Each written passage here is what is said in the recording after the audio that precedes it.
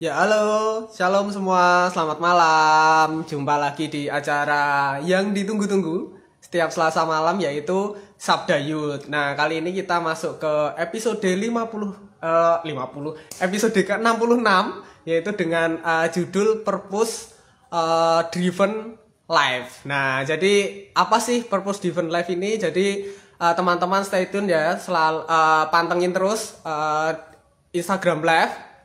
Jadi teman-teman bisa juga bergabung, mengirimkan komentar, tanggapan, dan juga pertanyaan mungkin bisa juga disampaikan di live chat, live komentar. Oke, ya. Tapi kali ini saya akan nggak akan sendiri, aku akan ditemani oleh teman-teman yang nggak kalah keren juga, yang akan menemaniku untuk mengobrol pada kesempatan malam hari ini, yaitu aja teman saya Mas Yus akan menolong untuk menginvite. Nah, untuk teman-teman sekali lagi selamat bergabung ya, atau mungkin yang baru pertama kali mengikuti Sabda Youth, jadi bertanya-tanya kira-kira apa nih Sabda Youth. Nah, Sabda Youth ini adalah acara ngobrol bareng melalui Instagram Live yang diadakan oleh Yayasan Lembaga Sabda yang mengangkat topik-topik yang menarik nih dan relevan atau relate dengan anak-anak muda karena memang sesuai dengan visi dari Sabda Youth yaitu untuk mempersiapkan anak muda untuk menjalankan panggilan Allah bagi generasinya. Jadi untuk teman-teman muda yang bergabung malam hari ini bisa juga nih bagikan ke teman-teman lagi, saya encourage lagi bagikan ke teman-teman, dan pada kesempatan malam hari ini kita memasuki episode ke-66 yaitu dengan tema Purpose Driven Life. Nah, apa sih ini kita akan bahas nanti. Sebelumnya kita berdoa dulu ya. Silahkan Kak Esther bisa memulai dalam doa. Mari kita tutup mata dan doa. Tuhan, kami ucap syukur Tuhan pernyataan-Mu, Kau boleh menyertai Tuhan.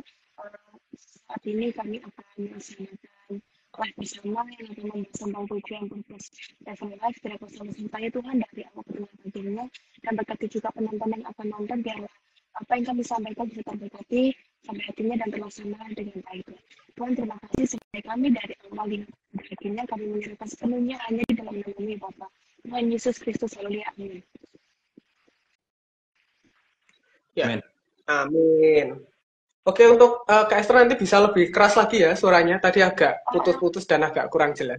Oke. Oke. Ya, terima kasih. Oke, sekali lagi selamat datang untuk teman-teman yang sudah bergabung malam hari ini. Sudah ada banyak teman-teman yang bergabung, jadi bisa sekali lagi bisa bergabung melalui live chat untuk bisa ikut ngobrol bareng sama kita. Oke ya, kita langsung mulai aja obrolan malam hari ini, obrolan yang sangat seru, obrolan yang sangat excited sekali ya. Saya sangat excited sekali untuk membahas ini tentang tujuan hidup gitu. Nah, jadi menurut teman-teman nih, apa sih tujuan hidup itu dan mengapa? Mengapa ini penting gitu untuk setiap kita itu, karena kan biasanya ditanya nih, oh tujuan hidupmu apa, tujuan hidupmu apa, tujuan hidupmu apa gitu. Nah, menurut teman-teman kenapa ini penting dan mengapa harus ada tujuan hidup gitu?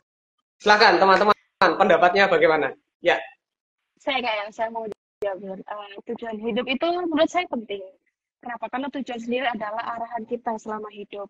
Dengan adanya tujuan kita bisa tahu ini apa yang kita lakukan setelah ini. Nah, sebagai manusia juga kan kita diberi kelebihan Tuhan nih, kita punya akal budi pikiran untuk bisa mikir nih, kamu bisa tahu tujuannya ini, nanti kamu bisa tahu bagaimana caranya untuk mencapai tujuan itu. Nah, jadi dikatakan penting atau enggak, oh sangat penting banget karena pastinya arahan itu sangat dibutuhkan oleh manusia sendiri ya, karena kita butuh arahan itu mau kemana-kemananya, karena sifatnya manusia juga rata-rata dicari tujuan dan mayoritas kebahagiaan kayak yang dicari kesuksesan itu kan pasti membutuhkan cara-cara untuk mencapai. Nah, itu suatu tujuan yang penting untuk dilakukan.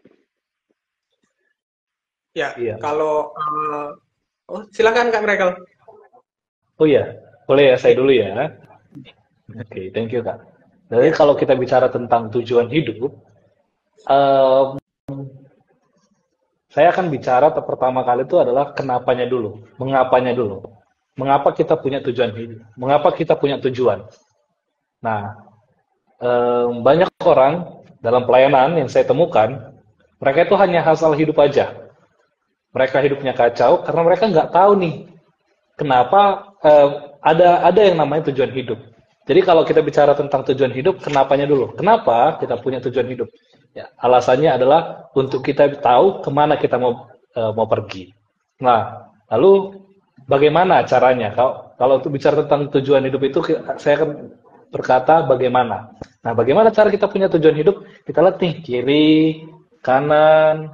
Nah, kita bisa nilai, kita bisa tahu, oh iya, kira-kira saya mau seperti ini nih nanti nih. Ini nih yang saya suka nih, ini hal yang saya anggap sebagai yang saya kagumi gitu. Nah, lalu kita bisa tahu apa tujuan hidupnya. Karena ketika kita melihat kiri kanan gitu ya, bisa kita lihat, oh iya, saya mau seperti dia, dan mau seperti ini. Gitu mungkin Kak, kira-kira. Ya, ya kalau aku mikirnya tujuan hidup ya memang penting ya supaya hidup terarah. Memang benar yang dikatakan Kak Miracle tadi gitu, bagaimana harus ada fokus tadi, harus ada memang target ya, target atau tujuan atau kalau sesuai judul purpose. Jadi ya memang ada goal yang akan dicapai ataupun target itu tadi yang akan dicapai. Jadi memang tujuan hidup manusia itu berbeda-beda itu. Kalau ada yang oh tujuan hidupku ada wishlist nih, tujuan hidup mau istilahnya selama hidup mau tur ke sana, tur ke sini ataupun melakukan ini, melakukan itu kan itu juga termasuk tujuan hidup gitu. Jadi tujuan hidup berbeda-beda, tetapi biasanya itu kalau tujuan hidup itu bicara tentang apa sih yang memuaskan diri atau kebahagiaan diri itu seperti apa itu. Itu menurutku sih. Kalau Mas Rey gimana? Ya, menarik kalau bicara tentang tujuan hidup, kayaknya dengan mudah kita bisa menyatakan tujuanku begini, begitu, dan segala macamnya. Kita bisa gitu menyampaikan apa tujuan hidup kita. Cuman nggak sedikit juga teman-teman atau mungkin kita pernah mengalami fase juga tujuan hidup kita, apa tujuan hidup kita gitu. Atau ketika ada yang bertanya apa tujuan hidupmu, kita jawab mengalir aja lah. Jadi tujuan hidupnya mengalir gitu. Atau bisa dikatakan sebetulnya nggak punya tujuan sebenarnya, ya mengalir, ikuti flow, let it flow gitu. Ya banyak yang bilang seperti itu. Nah itu agak unik. Jadi memang, tapi pada dasarnya semua tuh butuh tujuan gitu ya, supaya menentukan kemana arah kita. Bahkan mengalir pun kalau kita nggak tahu tujuannya kan sebenarnya ya entah kemana sudah tenggelam gitu ya. Nah itu, jadi begitu, tujuan itu penting sih. Betul. Ya. Betul. Setuju dengan Kare. Setuju ya, Kak Miracle setuju ya sama Mas Rey itu ya. Iya. Ya, kalau pendapatku lagi ya, aku mau menanggapi juga. Jadi memang aku pernah baca satu kaos, mungkin itu statement yang apa namanya sempat hype pada waktu itu ya. Jadi ada muda hoya-hoya, tua kaya raya, mati masuk surga itu. Jadi itu menurutku itu kayaknya nih semua orang pengen kayak gitu itu. Jadi kita muda, kita apa namanya hoya-hoya, tua kaya raya, dan mati masuk surga. Enak banget hidup gitu. Padahal kan ya nggak melulu tentang hal-hal seperti itu gitu. Jadi itu ya itu teringat satu statement itu sih kalau aku gitu. Ya. Nah aku ya. Gimana nih? Ya.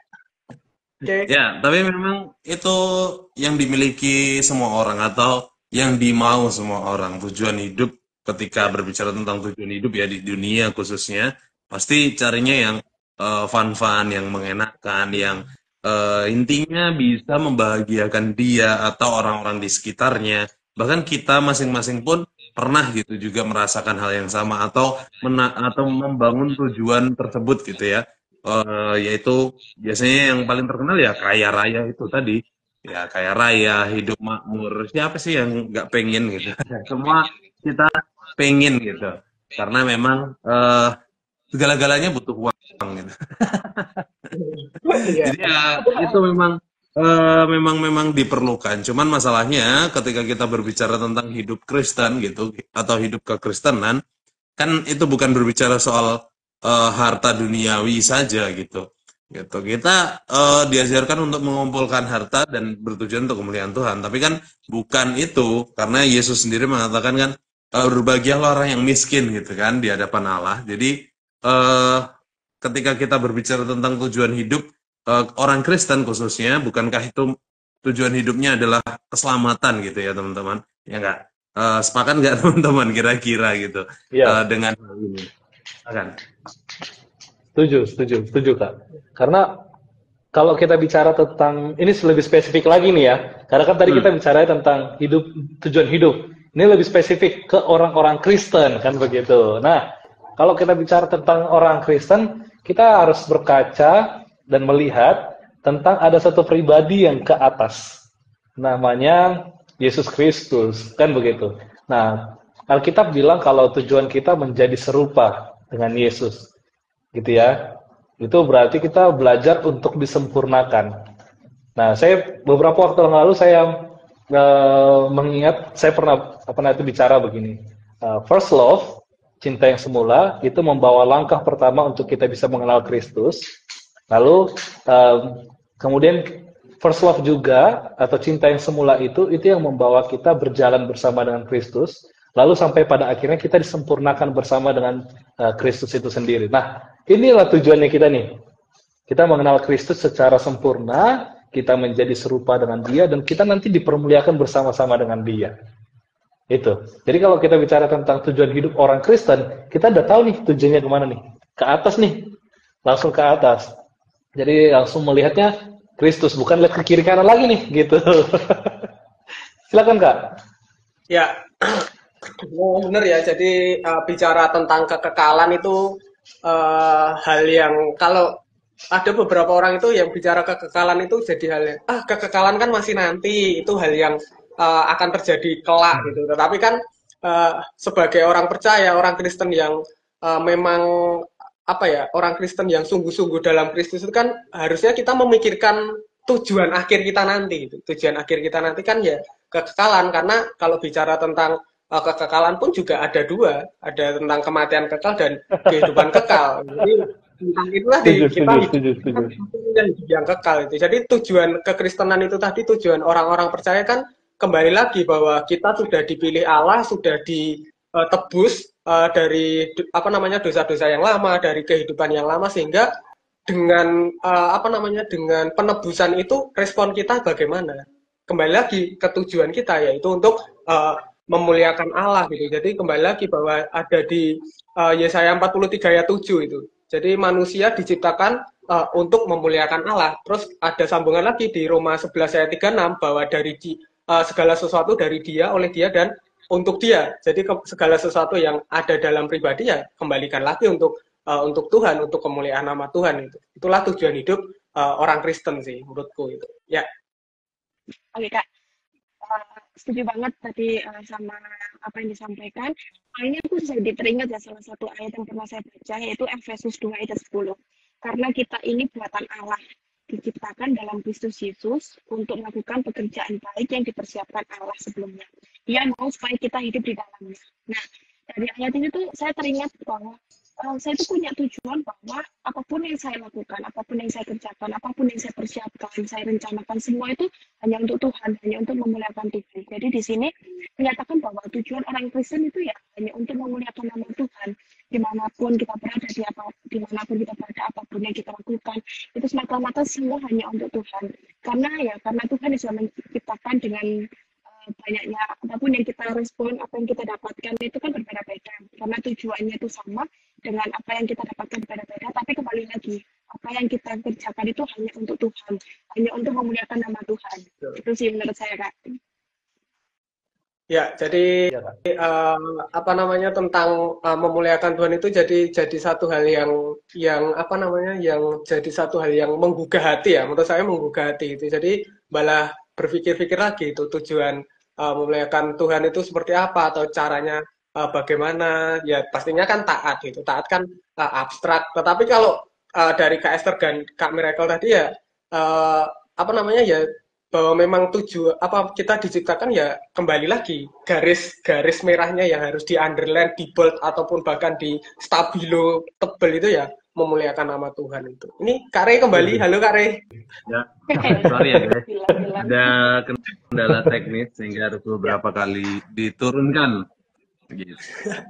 Nah, Oke, tapi silakan. aku berusaha mengikuti gitu walaupun kayaknya sepotong-potong. Cuman poinnya adalah sebenarnya Tuhan sudah tentukan gitu apa goal kita, tujuan kita. Itu juga yang disampaikan Rick Warren kan dalam bukunya. Kalau teman-teman pernah baca pasti pernah tahu gitu bahwa dikatakan bahwa Tuhan tuh sudah merencanakan gitu sesuatu goal atau tujuan gitu ya di dalam kehidupan manusia. Sehingga itu yang harusnya memang kita pahami bahwa kehidupan kekristenan itu memang sudah ditentukan, yaitu goal kita gitu, bagaimana nantinya keselamatan jiwa kita hidup bersama-sama dengan Allah di dalam Yerusalem yang baru atau di dalam kerajaan sorga gitu ya. Nah, itu yang menjadi menarik sih ketika kita berbicara tentang tujuan hidup Kristen, karena nggak semua orang mungkin dari agama lain atau apapun itu yang goalnya tuh setelah kehidupan gitu, afterlife gitu ya, setelah kematian gitu. Itu jarang yang menyatakan goal itu. Paling-paling tujuannya akhirnya ya udah, tujuan akhirnya mati gitu ya. Tapi nggak ada yang berbicara tentang setelah kematian, dan kekristenan membicarakan hal itu bahwa goal kita itu sebetulnya setelah kematian. Itu sih. Iya, Ya, ini setuju ada Kak. satu tanggapan dari Kak Evi Broto. Jadi, saya bacakan ya. Jadi sebenarnya pekerjaan baik itu sudah disediakan Allah dalam hidup kita ya. Kenapa masih banyak merasa sulit tahu akan hal itu? Selalu cari-cari kehendak Tuhan. Gimana nih menurut teman-teman tentang tanggapan dan pertanyaan dari Kak Evi ini? Iya, siapa dulu yang mau jawab? Bang Miracle boleh. Oke. Silakan. Oke, saya coba jawab ya. Jadi, Oh ya, silakan. oh iya ya, oke, sorry ya. Oke, jadi saya melayani banyak di konseling. Kebetulan saya tuh tanya jawab dengan jemaat-jemaat langsung maupun secara online begitu ya. Mereka sering bingung tentang tujuan Allah itu yang mau seperti apa sih. Nah, kadang-kadang orang Kristen itu mengawang-awang gitu loh. Ngawang-ngawangnya gimana? Oh, saya mau seperti Yesus. Nanti saya bisa melakukan mujizat ini segala macamnya. Nah, itu nggak sampai di di praktisnya gitu loh. Padahal kalau kita lihat dari Alkitab, Tuhan nggak langsung bilang, oh nanti kau harus begini, gini gitu ya. Nah, tujuan hidupnya kita itu to be like Christ, kan begitu ya. Nah, to be like Christ itu apa? Apa yang bisa nampak di depan mata kita? Oke, kita menjadi orang yang benar, gitu kan. Kita mengerjakan buah yang baik. Buah yang baik itu bisa dinikmati semua orang. Nah, sebenarnya banyak orang yang bingung karena mereka sebenarnya belum pernah ketemu sama Tuhan. Belum pernah mengalami Tuhan secara pribadi. Nah, ini yang penting nih. Saya bukan kebetulan, tapi memang tujuan pelayanan saya itu adalah orang-orang itu ketemu Tuhan secara pribadi atau mereka dikembalikan ke first love-nya mereka. Jadi mereka itu diingatkan kembali bagaimana mereka dijamah oleh Tuhan, mengalami Tuhan, berubah karena Tuhan itu sendiri. Nah, ketika itu sudah ada, itu sudah diingat, itu sudah dijalani, nggak akan ada istilah, wah saya bingung nih. Tapi kita akan bertanya, saya sudah on the track atau belum ya? Jadi bukan tentang apa tujuan Tuhan itu ya, tapi kita lebih berbicara, ini saya sudah jalan nggak sih? Checkpointnya itu di mana ya? Gitu. Sampai kita sekarang ini kita harus checkpoint dulu. Tuhan, udah bener nggak ya? Udah bener nggak ya? Gitu. Jadi tujuan hidupnya itu jangan di awan-awan dulu. Jangan di awan-awannya yang sampai kita berpikirnya harus begini gitu ya. Tapi buahnya itu nampak nggak? Gitu. Itu secara mudahnya. Gimana Kak? Kak Rey, Kak Esther, Kak Nehe? Gimana tuh? Kan Esther. Oke. Ya, silakan. Dari ini kan pertanyaannya masih banyak merasa sulit tahu akan saya terus ya. Halo. Ya. Dengar ya. Karena tadi menjelaskan bahwa masih banyak merasa sulit tahu akan hal itu. Nah, apa yang dijelaskan Kak Mereka tuh saya setuju banget. Apa yang kita lalui itu nggak selamanya emang mulus. Kalau dari poinnya yang saya ambil itu ada dua. Sabar sama bersyukur ya. Karena kalau dilihat dari sabar, karena kita harus sabar. Karena kayak mencapai tujuan pun setiap orang itu caranya berbeda. Kita nggak bisa semata-mata, oh, si Kak Miracle udah di titik A, sedangkan saya masih di sini. Saya nggak langsung, oh, sulit banget ya, aku harus menyerah itu nggak. Itu adalah cara Tuhan biar kita tahu, oh, kenapa kok kita harus mencapai tujuan itu. Dibentuklah oleh Tuhan. Misal kita dengan kesusahan itu, kita ngerti, oh, itu kesusahan ini saya jadi kuat. Saya jadi ngerti, saya jadi bisa bagaimana mengatasi hal-hal yang sulit ini, gitu. Sedangkan dengan yang Kak Miracle jadi titik tadi itu, dengan cara yang berbeda. Jadi semua itu punya kondisi positif negatif, jadi plus minusnya masing-masing dengan mendapatkan tujuan itu. Nah, tadi juga dikatakan bersyukur. Karena kalau misalnya kenapa dia dikatakan sulit, mungkin aja dia merasa kayak kurang, merasa puas.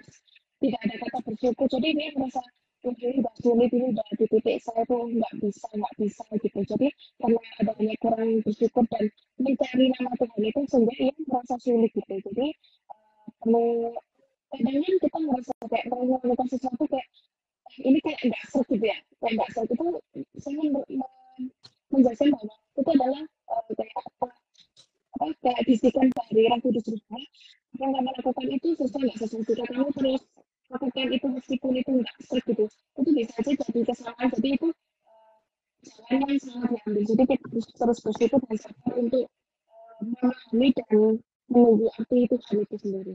Itu dari saya. Ya, oke ya teman-teman. Ini kayaknya putus-putus tadi suaranya, jadi lebih baik dipakai biasa aja kayak Esther, karena putus-putus. Yang penting agak keras saja malahan. Tadi malah banyak yang miss aku. Tapi poinnya adalah bersyukur tadi ya, dan juga yang pertama tadi apa? Nah itu terputus. Ya cuman aku mau nanggepin gitu ya teman-teman. Nanggepin kenapa masih banyak yang merasa sulit tahu akan hal itu, yaitu kehendak Allah, selalu cari-cari kehendak Tuhan. Karena banyak yang sebenarnya belum mengerti kehendak Tuhan, atau terlalu berpikiran bahwa kehendak Tuhan itu sesuatu hal yang besar atau sesuatu yang wow, seperti mungkin hal-hal besar, mujizat mungkin, atau sesuatu yang memberikan banyak kepada sesama gitu-gitu. Jadi pemikirannya tuh kehendak Tuhan tuh sesuatu hal yang begitu besar gitu ya, sehingga apa sih kehendak Tuhan gitu. Tapi mereka tidak sadar hal-hal kecil itu pun merupakan kehendak Tuhan. Contohnya yang jelas adalah firman Tuhan, baca firman Tuhan gitu ya. Nah itu kehendak Tuhan juga, baca firman Tuhan. Nah, bagaimana kita bisa mencari atau menemukan kehendak Tuhan? Ya baca firman Tuhan gitu ya. Dan itu yang dikehendaki juga, kita baca firman Tuhan juga, supaya kita terus mengenal Dia kan gitu. Nah itulah kehendak Tuhan. Bagaimana menemukan kehendak Tuhan? Ya udah baca firman. Nah itu salah satunya. Di sisi lain kan kehendak Tuhan tuh kalau aku baca di salah satu artikel gitu ya, kehendak Tuhan tuh ada yang mutlak, yang pasti, seperti contohnya keselamatan, yaitu Tuhan mau supaya semua orang yang mengasihi Dia gitu, itu diselamatkan gitu ya, di Yohanes 3 ayat 16 seperti itu. Tapi juga ada kehendak Allah yang sifatnya lebih mengacu kepada sesuatu yang diizinkan atau dibiarkan dalam tanda petik oleh Tuhan gitu, seperti mungkin bencana atau mungkin kecelakaan dan segala macamnya. Itu harus dipahami mana kehendak Allah yang ini atas izin Tuhan, dan mana yang benar-benar itu suatu kemutlakan. Gitu sih. Nah kalau kita menemukan hal itu, sebetulnya ya kita bakal paham sih kehendak Tuhan itu seperti apa. Betul, setuju kan? Setuju. Ya oke. Kalau dariku ya, kalau dariku itu tentang, kadang pun aku juga masih seperti itu gitu. Kadang tujuan Tuhan dalam hidupku apa ya? Jadi masih seperti yang disampaikan kayak kita tadi. Kadang masih suka cari-cari, apa masih istilahnya mencari jati diri ya, mencari jati diri gitu, mencari jati diri untuk kehidupanku gitu. Aku mau ke sini gitu. Jadi masih cari-cari. Tapi yang disampaikan Kak Re tadi betul sih, bagaimana saat mengalami buntu ataupun nggak tahu tujuan hidup seperti apa, terus masih bertanya-tanya juga, Tuhan kira-kira tujuan hidupku apa ya gitu ya. Ya pastinya baca firman dan berdoa, jalin komunikasi yang lebih erat gitu dengan Tuhan, sampai bahkan mengalami perjumpaan atau encounter with God gitu. Perjumpaan dengan Tuhan, bagaimana tahu kehendak atau tujuan Tuhan sendiri dalam kehidupan masing-masing pribadi itu seperti apa gitu sih. Kalau dariku ini ada tanggapan lagi. Ada pertanyaan dari Deborah Wisnu. Jadi bagaimana bedain kehendak yang baik dalam diri kita dengan kehendak Allah? Gimana nih? Ada pertanyaan lagi. Bagaimana bedain kehendak diri dan kehendak Allah? Silakan teman-teman pendapatnya. Ya. Iya, saya coba ya Kak ya. Oh ya, silakan. Nah, yang pertama itu gini Kak. Gimana cara bedain ini kehendak kita atau kehendaknya Tuhan? Kehendaknya kita itu untuk untuk bikin nama kita tuh makin hebat. Nah, contoh gini, let's say kita di pelayanan nih ya. Ada orang yang pelayanan karena memang kehendaknya sendiri, dan ada memang kehendaknya Tuhan. Saya bicara gini agak-agak di pinggir-pinggir jurang nih. Karena ada orang yang melayani di gereja untuk kemuliaannya sendiri. Oh, biar nama gue besar nih gitu. Biar nama gue dikenal nih gitu. Biar nama gue dikenal sebagai pendeta gitu ya. Atau orang-orang kenal gue itu sebagai orang yang gitu ya. Nah, tapi ada juga orang yang melayani di dalam gereja, dalam peribadatan, dalam pelayanan kekristenan. Dia tahu, aku tahu nih, aku dulu orangnya hancur, orangnya hina, tapi aku diselamatkan Tuhan. So, karena aku sudah diselamatkan Tuhan, dengan bangga aku mau kasih hidupku sama Tuhan. Jadi apapun yang aku perbuat, aku mau untuk senangkan Tuhan ya, bukan tentang aku lagi gitu. Jadi walaupun contohnya dia nggak dapat reward gitu dari dalam dunia gitu ya. Jadi nggak ngerasa wah kok kayak gini ya gitu. Walaupun dalam hati kecewa, tapi kekecewaan itu nggak akan seterusnya ada di situ gitu loh. Dia hanya wah kaget sejenak, tapi kemudian wah I have a great God, so let it go aja lah gitu. Yang penting aku sudah melayani Tuhan, aku dengan tulus, dengan dengan sadar, aku memuliakan Tuhan. Bukan tentang aku nih, ini bukan tentang aku nih, gitu. Tapi Kristus yang hidup dalam aku, dan aku mau melayani Dia. Gitu gak mungkin kira-kira? Mana membedakan mana kehendak kita dengan kehendaknya Tuhan? Oke ya teman-teman. Ya. Ya betul. Aku sepakat sekali dengan yang Bang Miracle sampaikan gitu. Kalau bagaimana membedakan kehendak Allah atau bagaimana kehendak kita yang baik gitu dengan kehendak Allah. Salah satunya adalah tujuan akhirnya yaitu kemuliaan Tuhan gitu. Ketika kita melakukan apa yang baik, namun itu orang jadi memuliakan kita, jangan-jangan motivasi kita salah atau itu juga sebagai tantangan gitu ya, salah satunya gitu untuk kita sebenarnya kita melakukan itu tuh untuk kemuliaan Tuhan gitu ya. Jadi balik lagi sih ketika kita melakukan kehendak Allah ya kita kembalikan untuk kemuliaan Tuhan gitu, bukan untuk kemuliaan kita. Dan itu memang bisa dikatakan by proses, maksudnya untuk menjadi atau untuk memiliki itu memang proses karena memang apalagi pengalamanku sebagai lulusan STT gitu, kalau baru lulus STT itu lagi panas-panasnya, kalau dapat pujian tuh senang sekali gitu ya. Cuman lama-lama ya udahlah gitu, yang ini untuk Tuhan lah bukan untuk aku gitu lah. Itu sih. Sama anak STT langsung relate nih Kak ya. Esther juga mau STT kayaknya. Silakan. Saya dikit ya, saya setuju sama Kak Miracle sama Kak Ray. Kalau sini saya kembali ke bahwa kalau kehendak diri sendiri itu lebih ke diri sendiri kan ya. Sendiri kan ya. Sorry Esther, boleh dilepas aja headsetnya, kayaknya malah mengganggu. Iya. Maksudku nggak usah pakai headset aja. Di apa nanti? Di unpair aja Kak, di unpair. Ya, coba di unpair dulu. Siapa tahu udah nggak feedback. Malah lebih bagus. Oh, iya. Coba. Silakan Kak, silakan. Iya. Jadi kalau menurut saya sendiri itu setuju sama Kak Mira sama Kak Ray. Yang pertama itu kalau kehendak diri sendiri itu pasti arahnya ke diri sendiri kan.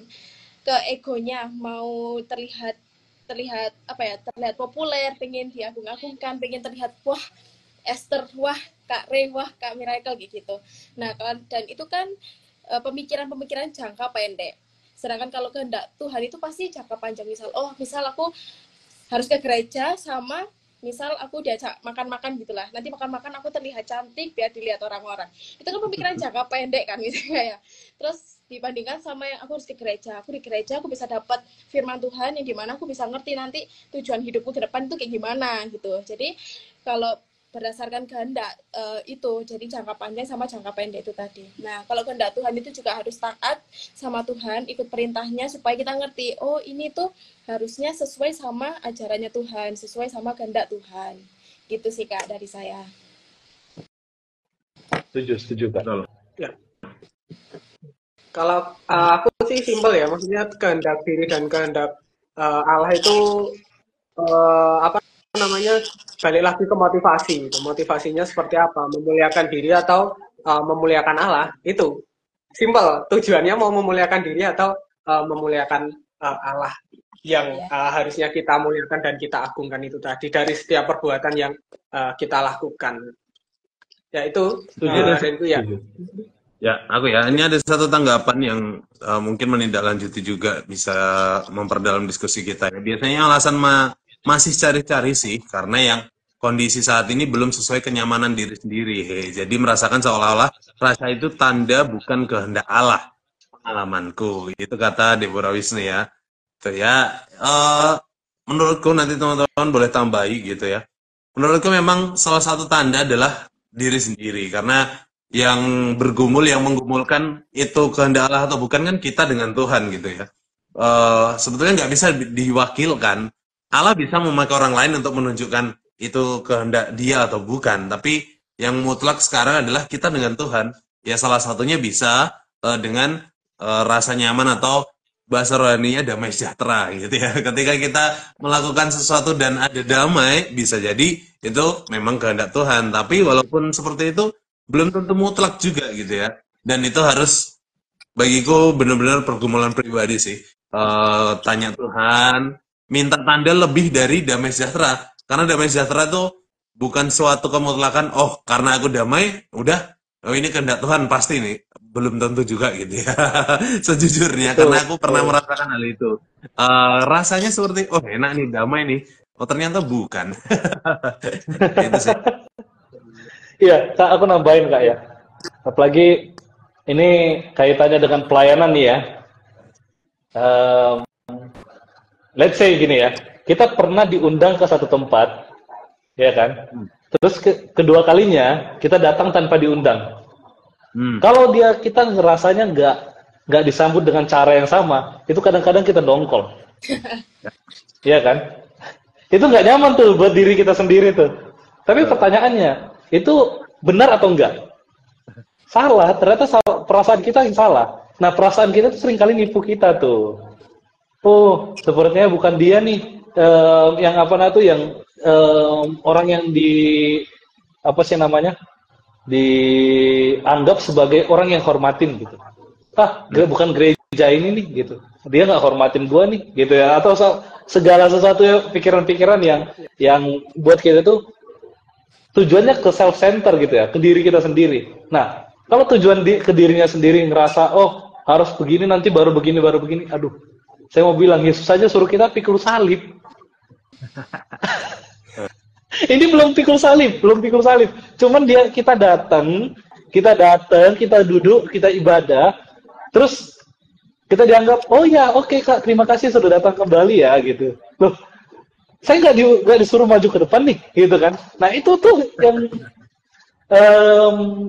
ciri khas pertamanya, kita mau memuliakan Tuhan atau enggak. Dan kalau kita bilang, oh kita memuliakan Tuhan, tapi begitu saja kita langsung tersinggung, loh, belum pikul salib nih bos. Ya, coba yang lain gimana, kakak? Ya, kalau aku sendiri pun apa ya, seringkali dalam dunia pelayanan pun seperti itu ya. Jadi inginnya apa namanya mengumpulkan skill-skill yang ada. Karena kan aku kalau di gereja kan pelayanan musik gitu. Jadi aku mengumpulkan skill-skill yang ada supaya seringkali ya, wah nanti gimana itu. Tapi aku pernah satu kejadian yang salah motivasi ya. Jadi jangan ditiru teman-teman. Jadi salah motivasi bagaimana apa namanya bermain dengan skill yang ada. Tapi kan itu bukan tujuan yang Allah kehendaki. Gitu. Tapi aku coba dengan skill, malah pas hari H pelayanan semuanya hilang gitu. Semuanya berasa dihilangkan Tuhan. Hari semalam yang lalu itu hilang semua. Jadi aku, aduh, iya salah aku salah motivasi nih gitu. Jadi kan itu tujuanku untuk kembali lagi seperti yang dikatakan Kak Miracle tadi tentang memusatkan apapun, ya aku dan aku, bukan lagi tentang melayani Tuhan, bukan lagi tentang memuliakan Tuhan dengan karunia skill yang ada dalam diriku. Itu sih Kalau dariku pengalaman buruk. Pengalaman buruk. Tapi semua orang kayaknya pernah ada di tahap itu deh, Kak ya. Kayak semua orang ada di tahap itu. Tapi coba kita dari tadi kan kita bicara tentang purpose of life yang sudah ditentukan. Saya pernah berpikir dan juga pernah ada orang yang bertanya sama aku, loh, kalau kita sudah ditentukan tujuan hidupnya, berarti kita hidupnya kayak robot dong. Nah, ini kan menarik nih, Kak. Coba gimana, Kak, menurut kakak nih? Emang benar kita hidupnya jadi kayak robot tuh, gitu. Ya, silakan Kak Nehe. Ya, kalau Kak Nehe dulu, Kak Re ya. Aku dulu. Oh, ya udah. Oh, Kak Re dulu, silakan Kak Re. Kak Re dulu lah, Kak Re dulu. Hormati senior. Oke, menarik pertanyaan Kak Miracle ya. Kalau dikatakan kita seperti robot karena semua sudah ditentukan. Dan ini menjadi sebetulnya kalau dalam teologi kan kehendak bebas dan kehendak atau ketetapan Tuhan gitu ya. Tuhan menetapkan tujuan hidup tuh sebetulnya yaitu tadi tujuannya atau goalnya. Tapi terkait detail-detailnya kan Tuhan nggak atur gitu. Nah, beda kalau aku pribadi ya memahami Alkitab ya. Ketika perjanjian lama itu sepertinya kental sekali akan ketetapan Tuhan. Bahkan detail-detailnya itu Tuhan atur.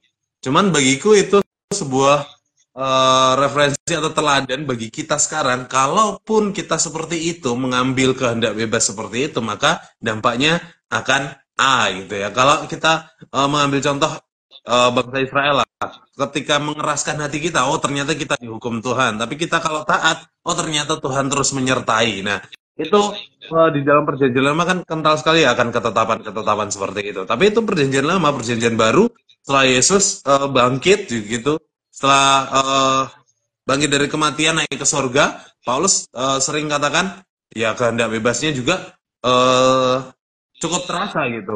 Kalau jemaatnya bisa memilih gitu ya. Dan walaupun Paulus menekankan tentang ketetapan, tetapi dia juga memberi kesempatan untuk jemaat atau orang lain itu mempunyai kehendak bebas. Jadi yaitu sepertinya yang kupahami, teman-teman boleh tambahi sekali lagi, detail-detail itu tidak pernah diatur gitu ya. Bagaimana kita mengambil langkah untuk mencapai tujuan itu Tuhan tidak atur, tapi tetap ada konsekuensinya dari apa yang kita ambil gitu ya. Jadi jelas kita bukan seperti robot sih. Oke, Kak. Ya. Kalau Kak Nehe sendiri gimana nih, Kak Nehe? Oke, kalau dariku kalau robot bukan ya, karena kalau robot itu kan sudah diprogram. Kalau sudah diprogram, jadi secara sistematis ataupun sudah diproses. Oh ini robot khusus untuk membersihkan lantai. Oh ini robot untuk khusus mencuci piring. Jadi hanya punya hal yang sudah diproses itu tadi gitu. Tapi kan kita manusia diciptakan sempurna, serupa dengan gambar Allah. Bagaimana kita juga punya akal budi, punya hati nurani, punya hikmat atau wisdom yang diberikan Allah kepada kita gitu. Jadi kita pastinya yang nggak bisa seperti robot. Allah memberikan seperti yang disampaikan Kak Re tadi, free will, kehendak bebas yang diberikan Allah gitu kepada setiap manusia gitu. Jadi kembali lagi gitu bahwa hal semua ada konsekuensi, ada resiko, yes gitu. Jadi bagaimana kita sebagai manusia atau insan yang diberikan hikmat, diberikan rahmat gitu untuk kita bisa memilih, oh ini jalan baik enggak ya, oh ini jalan buruk enggak ya, gitu kan harusnya. Kalau maaf kata kalau kita masih hati nurani dan otak yang normal, kita itu pastinya bisa menentukan kemana arah tujuan hidup kita, kemana arah seharusnya kita melakukan. Pasti kan ada hal-hal yang merintangi, yes, pasti namanya hidup, pasti kan ada tantangan gitu. Tapi bagaimana dengan tantangan itu kita mencapai tujuan yang Allah kehendaki, karena kehidupan manusia kan Tuhan nggak janji akan berjalan mulus gitu. Tapi bagaimana Tuhan selalu menyertai untuk kita bisa sampai ke goals. Tujuan kita, hidup kita itu ya memuliakan Allah, menyenangkan hati Tuhan, menaati perintah-perintah dari pada Allah sendiri gitu. Ya, itu dariku. Setuju. Ini Kak Esther kembali setelah tadi menghilang. Kak Esther tadi mungkin kelewat ya. Saya coba tanya lagi tadi, Kak. Kan kalau kita sudah bicara tentang tujuan hidup yang sudah ditentukan oleh Tuhan. Nah, kira-kira itu kita tuh hidupnya seperti robot nggak sih, Kak? Oh gitu ya. Maaf ya Iya, tadi coba Kak. tiba-tiba ngilang. Oke, dalam bahas tentang manusia dan robot ya. Kalau bilang robot sama manusia kan udah kelihatan berbeda ya. Sama-sama diciptakan tapi berbeda. Kalau untuk robot kan dia dirancang untuk menjadi robot yang tidak bisa bertumbuh, tidak bisa berpikir, tidak punya akal pikiran untuk berpikir. Sedangkan manusia itu diciptakan untuk bisa bertumbuh dan berkembang, dan diciptakan Allah untuk mempunyai akal budi untuk bisa berpikir. Nah, dari situ kan kita tahu bahwa manusia ini diciptakan untuk memiliki tujuan yang tadi kita sampaikan dari tadi kan. Jika manusia itu punya tujuannya masing-masing yang bisa untuk dicapai. Sedangkan robot punya tujuan, tapi sebatas misal dia diciptakan untuk ngerakit ngerakit apa ya? Mesin itulah. Dia cuma bisa sampai ngerakit mesin, tidak bisa ngelebihi hal-hal itu. Sedangkan manusia kita diciptakan seperti ini, oh kita bisa desain, kita bisa buat ini, bisa masak, bisa melakukan hal-hal yang gitu. Nah, itu semua karena Tuhan tuh mau kita punya tujuan itu, kita bisa mencari jalannya itu dengan baik, dan ada usaha, ada kemauan manusia itu sendiri untuk mencari tujuan itu tersebut. Itu sih dari Iya, aku, Kak. setuju Kak. Nah, kalau kaitannya dengan hal ini ya, pertanyaan ini, itu kan kita bicara tentang robot ini, seakan-akan robot itu punya apa namanya itu punya program tertentu gitu ya, dan manusia itu punya program tertentu nggak bisa lewat daripada itu. Nah, tapi kalau saya coba analogikan tentang kehidupan manusia itu, saya lebih suka dengan istilah atau analogi kalau kita itu berkendara di jalan tol. Ya, mau itu berapa ruas? Satu, dua, tiga, empat, lima. Wow, pokoknya berapa ruas, bodo amat lah gitu ya. Nah, let's say empat ruas gitu. Yang paling pinggir, yang paling kiri untuk yang apa? Truk, kendaraan-kendaraan besar gitu ya. Kemudian yang kedua itu untuk kendaraan-kendaraan pelan gitu ya, yang santai gitu ya.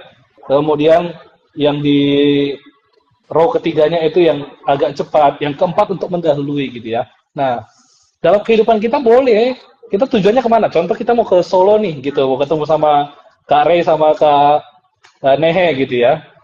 Atau kita mau ke Malang, mau ketemu Kak Esther contohnya gitu. Nah, kalau kita mau cara drivingnya gimana? Mau kita itu paling lambat di depannya truk dan kendaraan-kendaraan besar bisa nggak? Ya bisa aja. Kita mau paling kanan untuk yang melaju kencang 180 mentok gitu ya. Mau sampai muter-muter gitu speedometernya gitu ya. Ya bisa-bisa juga gitu loh. Cuman ada konsekuensinya kan gitu. Atau kita juga dari kiri tiba-tiba ngambil kanan nggak pakai sen gitu ya. Kayak emak-emak zaman sekarang kan gitu kan. Terus lagi atau kecepatan dari 100 km per jam tiba-tiba kita banting setir gitu ya. Langsung gitu. Bisa nggak? Bisa. Cuman masalahnya ada konsekuensinya kan gitu. Ya, konsekuensinya apa? Kematian kan begitu. Nah, bicara tentang tujuan hidup ini kita tahu dulu kemana. Tapi bagaimana kita cara untuk sampai tujuan itu? Mau cara drivingnya gimana? Ya itu tergantung kitanya dengan Tuhannya. Begitu kurang lebih. Gimana Kare tadi Kak? Tadi ya katakan nih. Sepakat dengan yang Mbak Miracle sampaikan. Memang caranya yaitu kita masing-masing, tapi tetap ada konsekuensi. Nah, makanya kita tahu kadang kita jatuh bangun gitu dengan pilihan jalan kita yang mungkin entah kemana-mana gitu jalan kita, atau bahkan justru menjauh dari tujuan itu sendiri. Tapi menariknya tuh Tuhan tuh setia gitu, dan Dia tetap mengasihi kita, sehingga seberapa jauh pun kita lari, seberapa jauh pun kita salah jalan, Dia pasti akan mengembalikan kita kepada tujuannya gitu. Jadi Tuhan tuh punya banyak cara untuk kita tetap pada cara yang terbaik mencapai tujuan kita. Nah, berhubung karena kita nggak diatur atau bukan robot itu tadi, makanya ada yang prosesnya lama, ada yang prosesnya sebentar, karena ya kehendak kita gitu, dengan segala konsekuensinya tentunya. Itu sih, aku nambahin itu aja. Ya, oke. Kalau dariku ya, analogi yang bagus Kak Miracle. Jadi tentang resiko, konsekuensi, dan hal-hal lain seputar itu. Jadi kadang apa namanya mikir juga gitu ya. Tuhan, kalau aku seringnya minta gini, Tuhan kalau aku salah jalan, tolong Tuhan segera ingatkan gitu. Jadi biar nggak buru-buru kemana-mana gitu. Nanti takutnya udah lari jauh tapi Tuhan nggak disenangkan kan malah repot lagi gitu. Jadi Tuhan senangkan, ataupun apa istilahnya, Tuhan kan kalau menasehati kan kadang keras, kadang dengan benturan yang keras juga supaya manusia juga, oh ini loh kamu sadaro nak, kamu sadaro kamu tuh salah gitu. Jadi ada hal semacam itu yang seringkali membuat apa ya, di hati itu membuat jadi terenyuh gitu. Oh ya Tuhan baik banget ya, membuat Tuhan baik banget. Itu kalau pas otaknya normal kembali lagi gitu. Tapi kalau masih keinget dengan hal duniawi yang dengan tujuan hidup, oh ya ini aku, ini aku, ini aku, ini aku, lupa segalanya, pernah diingatkan Tuhan, pernah di apa namanya, pernah ditegur Tuhan dengan itu. Makanya kan salah satu fungsi apa, kalau di Mazmur 23 kan gadamu dan tongkatmu gitu. Kalau gada kan kalau tongkat gembala kan ada lengkungan gitu untuk menarik domba. Oh ini kamu ngeyel sini, kembali lagi ke jalan itu. Jadi seringkali aku merasanya seperti itu sih. Untuk ada teguran yang keras dari Tuhan gitu untuk bisa kembali ke jalan yang benar lagi. Itu sih. Ya, Kak Esther, gimana Kak? Oke. Berarti dari kesimpulannya itu menyatakan bahwa tujuan kita itu semuanya kembali untuk Tuhan, untuk memuliakan Tuhan. Nah, Setuju Kak? berarti Ya, apakah betul. kita itu harus menjadi pelayan Tuhan sebagai pendeta, misionaris, full timer gitu? Terus apa dong artinya dari purpose driven life itu, Kak? Mungkin ada yang bisa menyampaikan. Ya, kalau dariku tentang pendeta, misionaris atau hal-hal gerejawi lainnya sebagai full timer gereja dan lain-lain itu menurutku nggak melulu tentang hal itu gitu. Karena kembali lagi bahwa apa namanya, tujuan kita memuliakan Tuhan. Tetapi kan jalur kita berbeda, jalan kita berbeda, nggak selalu oh ya harus jadi pendeta agar bisa memuliakan Tuhan, oh harus jadi misionaris agar bisa memuliakan Tuhan, nggak melulu seperti itu. Balikin bahwa karunia ataupun talenta dari kita kan berbeda-beda. Oh kita bisa memuliakan Tuhan melalui, kalau aku ya, melalui musik, atau dari Kak Esther talentanya apa, dari Kak Ray talentanya apa, dari Kak Miracle talentanya apa, itu bisa dijadikan sebagai alat untuk memuliakan Tuhan gitu. Kembali sih tadi di Roma dikatakan dari dia, oleh dia, kembali lagi kepada dia. Dengan apapun yang kita punya ya kembalikan lagi untuk memuliakan Tuhan. Entah itu di marketplace, di tempat kerja sekuler, dunia pelayanan, ataupun apa aspek-aspek kehidupan lainnya. Kalau kita sudah yakin ya, kita sudah yakin, oh ya aku hidupku sudah ditebus, hidupku sudah apa namanya, ikut Tuhan, wes mantep lah istilahnya ikut Tuhan, ya berarti kan tujuan hidupku adalah untuk menyenangkan hatimu. Ada pujian seperti itu, tujuan hidupku hanyalah untuk menyenangkan hatimu. Itu dariku, nggak melulu tentang pendeta, misionaris dan sebagainya. Ya, kalau aku secara pribadi ya, itu kalau kita bicara tentang hanya dalam satu momen-momen atau satu jenis pekerjaan, tujuan hidupnya itu hanya di sebatas gedung gereja gitu ya, itu bukannya kita mengkerdilkan panggilan dan juga tujuan hidup itu sendiri, ya kan? Karena tujuan hidupnya itu bukan untuk tentang kita tuh melayani, kita itu nanti jadi pendeta, jadi penginjil, jadi misionaris atau apalah gitu ya. Tapi kan tujuannya untuk memuliakan Tuhan. So it's mean, kalaupun dia dalam marketplace-nya kita, ya kita mau memuliakan Tuhan nggak gitu. Nah, kira-kira kita waktu kita mengerjakan sesuatu ini, ini Tuhan senang nggak ya gitu. Saya suka ada seseorang yang selalu bilang begini, kalau saya mengerjakan ini, Tuhan senang nggak ya? Tuhan sedih nggak ya? Tuhan marah nggak ya gitu. Nah, itu yang kemudian membawa kita untuk lebih lagi untuk apa ya, aware gitu ya. Ternyata bukan soal kita tuh melayani, tapi lebih daripada itu bukan melayani dalam gereja, tapi melayani dalam Tuhan. Nah, bukan melayani dalam gereja sehingga kita tuh yang penting bisa lihat orangnya gitu. Oh saya berdiri di mimbar, tapi dalam tujuan dalam hari-harinya kita gimana kan begitu. Nah, itu yang lebih penting daripada melayani dalam gereja adalah melayani dalam Tuhan. Gitu. Kayak mana, Kare? Betul. Poinnya adalah di dalam Tuhan. Sama seperti yang Paulus katakan, Kolose 3:23, apapun juga yang kamu perbuat, perbuatlah seperti dengan segenap hatimu, seperti untuk Tuhan dan bukan untuk manusia. Ketika kita bertujuan untuk memuliakan Tuhan dalam apapun bidang kita masing-masing, ada yang di bergereja, ada yang mungkin bekerja secara sekuler, apapun itu, bahkan driver ojol pun. Tapi ketika kita melakukannya seperti untuk Tuhan, kita sadari, oh ini semuanya untuk kemuliaan Tuhan. Nah itu juga merupakan tujuan hidup gitu ya, yaitu purpose driven life gitu. Kita disetir untuk memuliakan Tuhan ya. Jadi nggak harus di gereja gitu, karena memang panggilan kita kan balik lagi masing-masing gitu. Kita nggak bisa menuntut semua jadi pendeta atau full timer atau misionaris atau apapun. Kalau demikian kan, ya simpelnya siapa jemaatnya, kalau semua pendeta gitu ya. Itu sih. Oke. Ya, oke. Mau nambahin dikit ya, sama semuanya itu inti yang saya dapat itu bahwa apapun kamu saat ini itu lakukan untuk memuliakan nama Tuhan itu loh. Karena purpose driven life itu kan kita tujuannya untuk memuliakan nama Tuhan. Kayak pendeta pun melalui misionaris, full timer itu semua panggilan dari Tuhan ya. Memang Tuhan menempatkan kamu jadi pendeta, menempatkan kamu jadi full timer karena kamu memang mungkin emang dikasih Tuhan hikmat di sana gitu. Tapi kan dalam kita melakukan aktivitas di luar pun tidak hanya di gereja, di sekolah, di kampus, dimanapun berada, kita itu melakukan kegiatan itu kembali lagi karena kita itu memuliakan nama Tuhan. Kita berikan yang terbaik untuk Tuhan. Jadi istilahnya kayak pendeta pun itu hanyalah panggilan dari Tuhan. Tidak semena-mena semua harus menjadi pendeta ya buat bisa memuliakan nama Tuhan. Semua bisa memuliakan nama Tuhan. Kembali lagi apa yang kita kerjakan semua kembali untuk Tuhan. Itu sih. Setuju, Ya, setuju.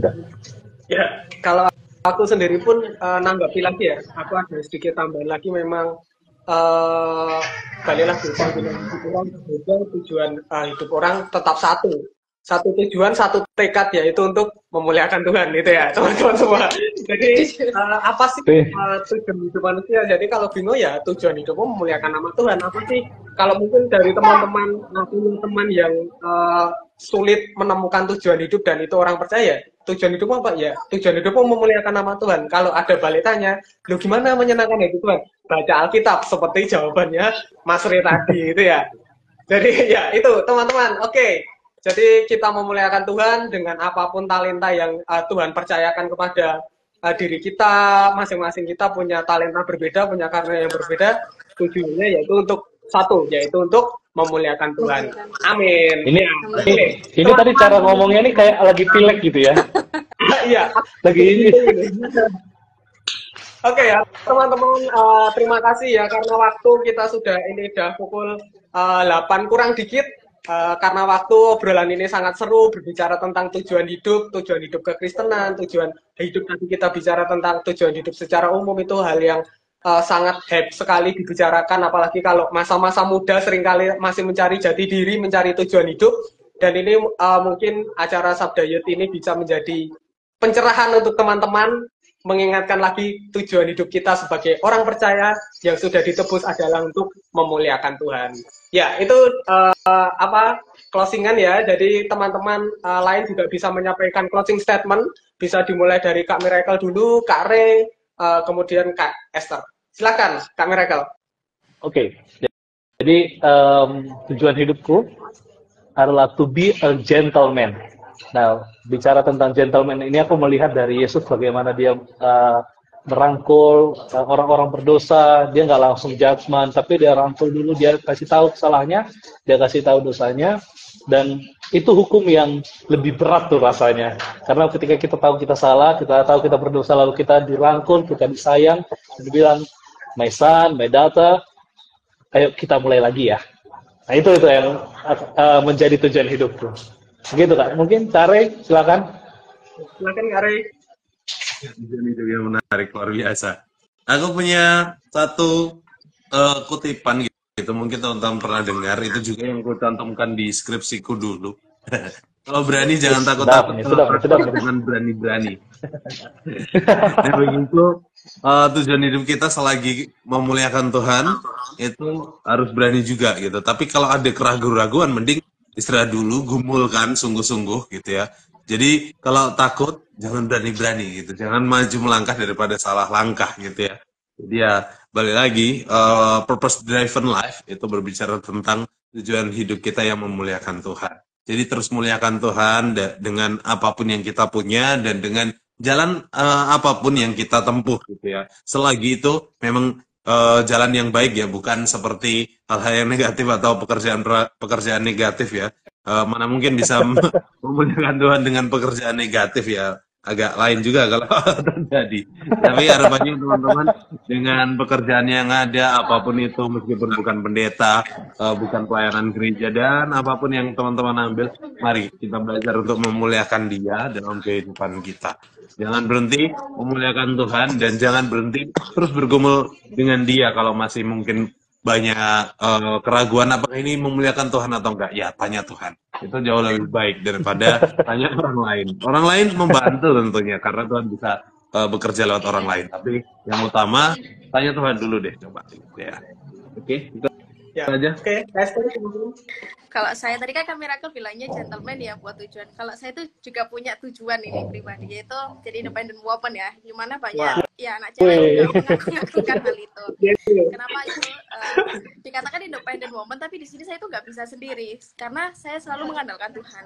Nah, dari hal ini tuh saya belajar juga bahwa apapun keputusan yang saya ambil, apapun yang saya inginkan kedepannya itu nggak bisa semena-mena atas dasar saya sendiri, tidak bisa semena-mena atas kemauan saya sendiri. Tapi saya kembalikan lagi, ini kayak dikatanya Kak Ray tadi, damai sejahtera nggak sih aku ngambil keputusan ini, damai sejahtera nggak sih aku mengambilkan hal ini gitu.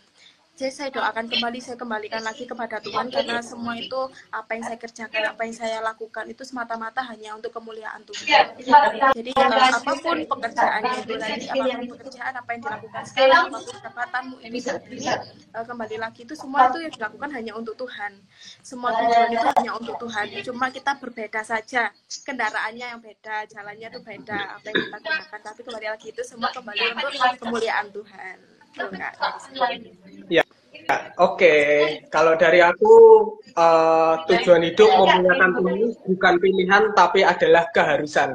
Sebagai orang percaya, sebagai orang yang ditebus, memuliakan Tuhan selalu, tetap derek Gusti saklawase. Ya, itu dariku. Ya, sekali lagi terima kasih teman-teman. Terima kasih Kak Miracle, terima kasih Kak Ray yang sudah menemani saya ngobrol malam hari ini. Terima kasih juga teman-teman yang sudah berkomentar, sudah mengirimkan pertanyaan dan tanggapan, yang sudah nonton dan sudah membagikan acara Sabda Youth malam hari ini kepada teman-teman yang lain. Ya, Sabda Youth masih akan berlanjut sampai kapan? Sampai kesudahannya atau sampai Tuhan Yesus datang? Yang jelas Sabda Youth akan ada di Selasa depan, yaitu dengan tema Living Sacrifice. Nah, apa itu menarik? Pastinya menarik banget. Penasaran? Join besok Selasa sama jamnya jam 7 malam di Instagram Live Sabda Resources. Oke, saatnya 2-3 anak jerapah, saatnya kita berpisah. Tapi sebelumnya berpisah, kita berdoa dulu. Silahkan Kak Miracle dipimpin kita dalam doa. Oke, kita berdoa ya. Terima kasih Bapak buat kasih setia Tuhan. Kau ajar kami untuk memiliki tujuan hidup yang benar, yang sesuai dengan kehendak-Mu. Ajar kami Tuhan, jikalau kami pergi dari jalur-Mu, ajar kami untuk tahu kemana kami harus pergi lagi. Walaupun kadang-kadang kami ini susah untuk dibilangin Tuhan, tapi terima kasih ya, karena Tuhan yang baik itu, Tuhan yang gentle itu mengingatkan kami dan ngedrive kami dengan cara yang halus dan membuat kami tenang dan membuat kami itu merasa, oh ya, ini jadi kehendak Tuhan dan kami akan melakukannya. Karena itu Tuhan, Allah yang manis, Allah yang lembut, Engkau mau melihara kami, Engkau menjaga kami dalam perjalanan hidup kami menuju sempurna seperti Kristus, dan ajar kami untuk semakin hari semakin serupa dengan Yesus. Terima kasih Bapak, kami kembalikan semua hormat, pujian, kemuliaan hanya bagi Tuhan dari sekarang sampai selama-lamanya. Haleluya. Amin. Amin. Oke, sekali lagi terima kasih. Sampai jumpa minggu depan. Salam AI for God. See you. Terima kasih. Bye. See you.